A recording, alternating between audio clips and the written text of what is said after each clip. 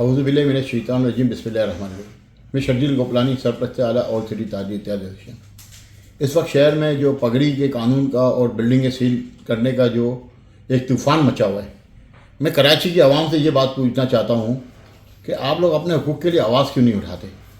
ये जो MP और MNS जो असेंबलियों में आपने भेजे हैं और सेनेट में सेनेटर्स जो बैठे हुए हैं, ये आपके वोटों से बैठे हुए हैं। कराची की पुरानी जो आबादी है, ओल्ड सिटी एरिया, ये मेजॉरिटी पगड़ी पे आबाद है।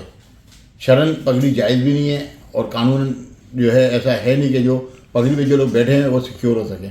और उनका ये हक़ जिन्होंने लाखों रुपए करोड़ों रुपए जो है पगड़ी की मद में लैंडलॉर्ड को अदा किए हैं, वो ज़ीरो हो चुके हैं और बल्कि मैं तो बोलूँगा कि वो फारिग हो चुके हैं।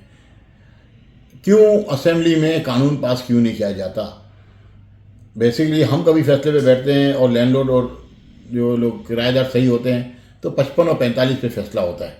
यानी 55% मालिक जो है हमारी नज़र में, जो हम मार्केट में बैठते हैं, वो पगड़ी लेने वाला होता है यानी लैंडलॉर्ड होता है, और 45% मालिक जो है वो होता है पगड़ी देने वाला, और यानी जो किराएदार जिसको आप कहा जाता है।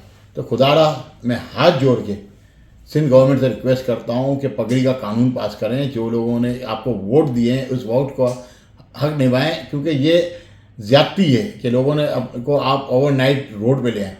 ये पगड़ी का कानून पास करें। जिन जिन की पगड़ीज हैं वो 55 वो 45 के पार्टनर्स हो जाएंगे और लोगों का मसला हल हो जाएगा। ये बहुत से लोगों की आपको दुआएं मिलेंगी और लोगों के मामला हल हो जाएंगे। और मैं जो वोट देते हैं उनसे भी गुजारिश करूँगा हाथ जोड़ के कि आइंदा अपने हकूक़ पे लिस्ट बना लें कि आइंदा जब इलेक्शन हो तो आपके जो मामला आते हैं जो अगले हैं तो वो आप लिस्ट सामने रख के बात करें और उसको वोट दें, और घर बैठ के नहीं सो जाएं या छुट्टी मनाने नहीं चले जाएं कि ये मामला हल हो जाएगा।